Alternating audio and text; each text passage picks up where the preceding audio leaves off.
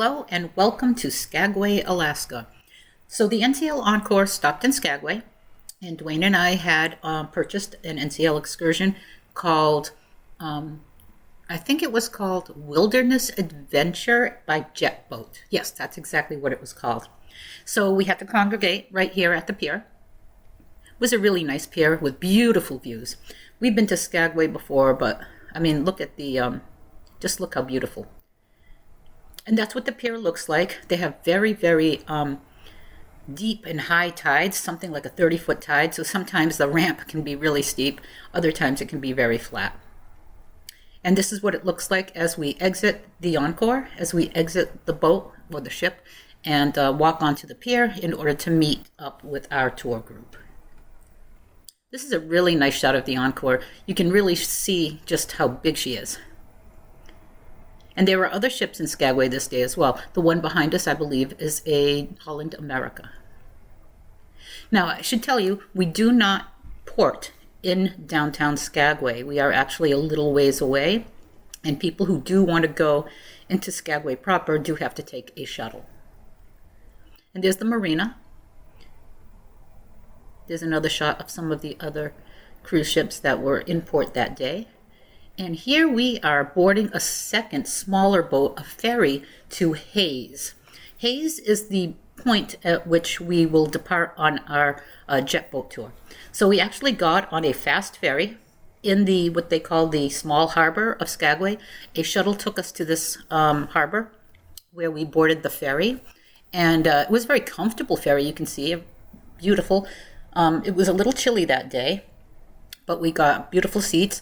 They had complimentary, I think, water and coffee.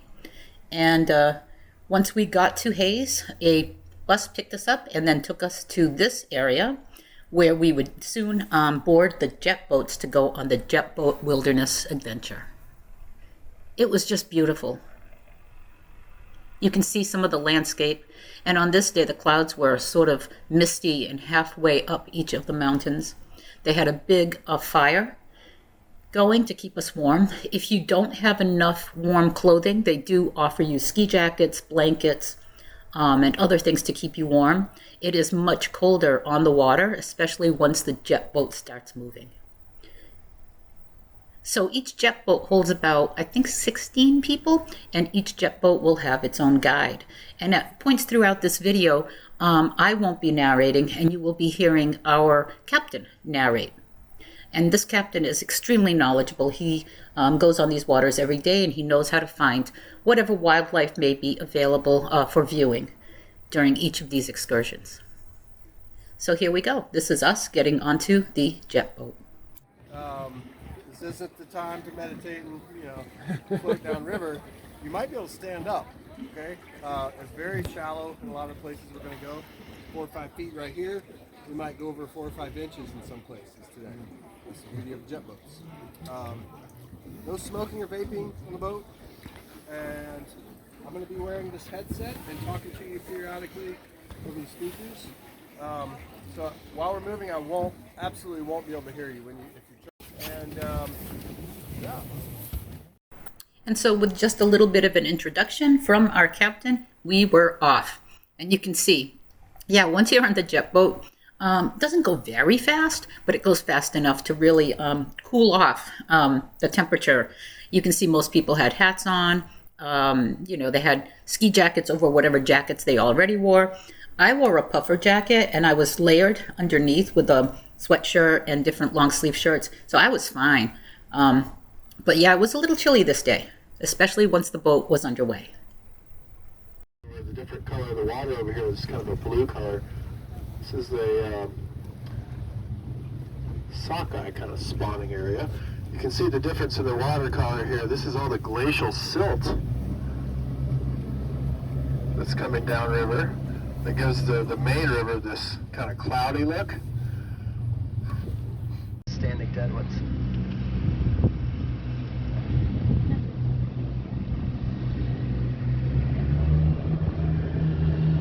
All these glacially fed rivers. The Chilkat's like the main artery, and then there's a lot of small rivers that come into it.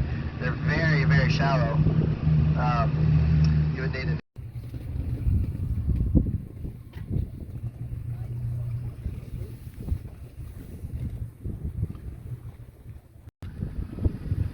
got the Tok Chinook mountain range in front of us now with the little band of clouds. That's another native word that means the mountains that lead to the rivers of ice.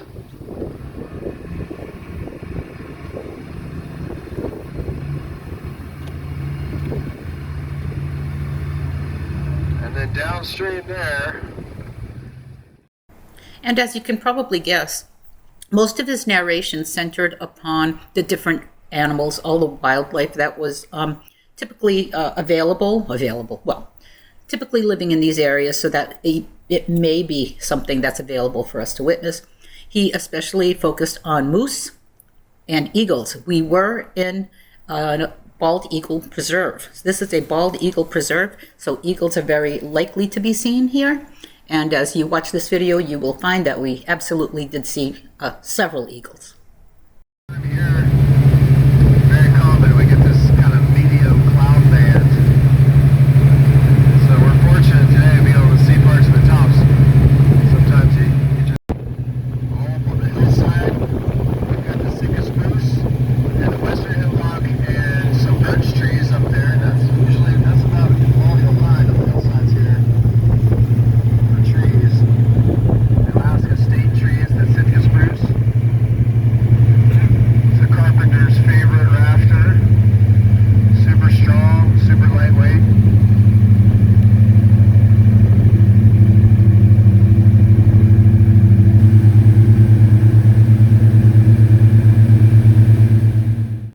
So now we've reached the part of the tour where it was most likely for us to see moose if the moose were around.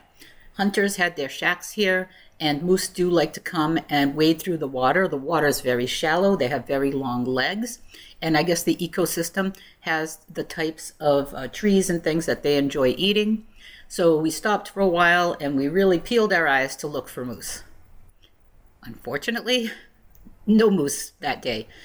He had said that a few days before there were 1 or 2 moose during the Jetboat tour, but not today. We weren't lucky. Not with that. It's kind of a blue color. This is the sockeye kind of spawning area. You can see the difference in the water color here. This is all the glacial silt that's coming downriver. That gives the main river this kind of cloudy look. Wow, it's actually really clear. A few fish kind of swimming around I in can there. see them. They're swimming. I'm going to just ease the front end, and I think we'll be able to see them on both sides. It doesn't zoom. Oh, really?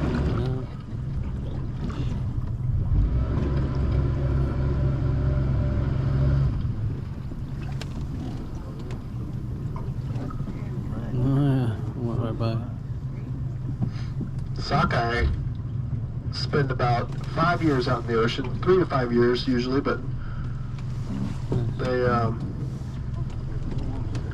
they're born in these little bitty side channels.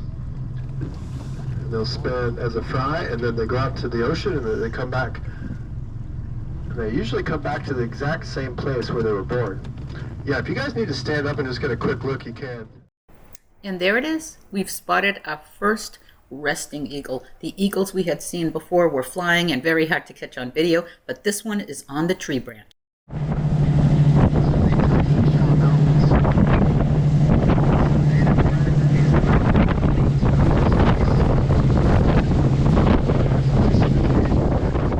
That's where Haines is. The mountains you can see that are kind of faint in the distance are across the water from Haines. It's like 30 miles away.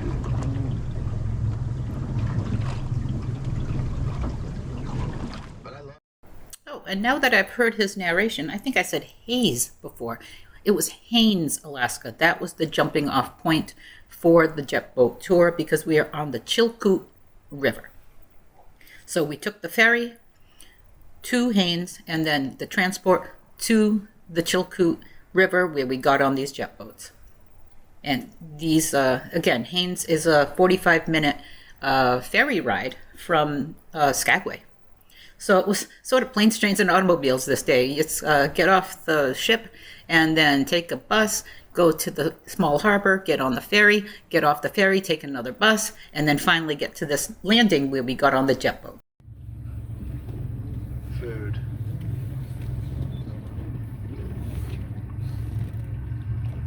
Animals that big, though, they can take just 2 or 3 steps and just melt away into the bush.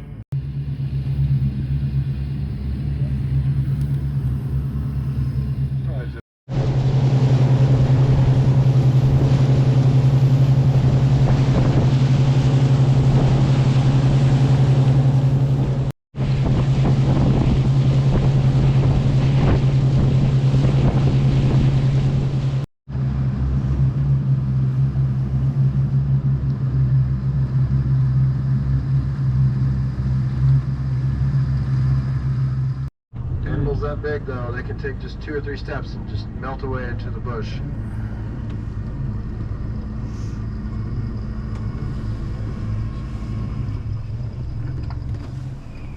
We'll just...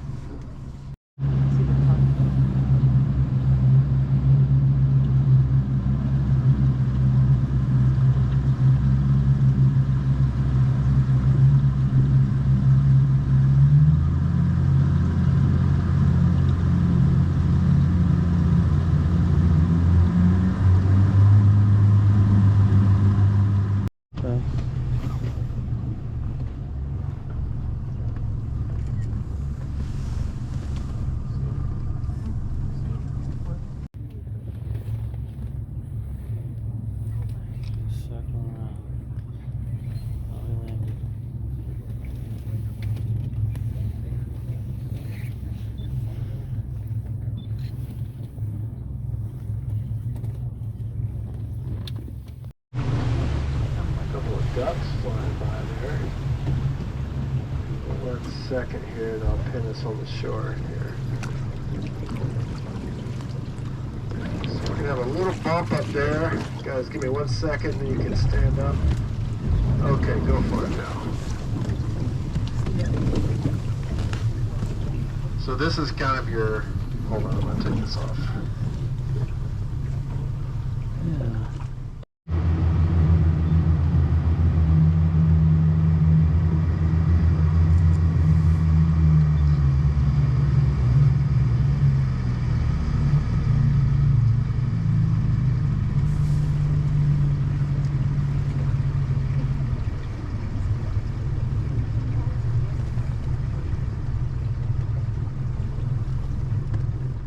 So big that most eagles aren't able to fly away with a whole fish.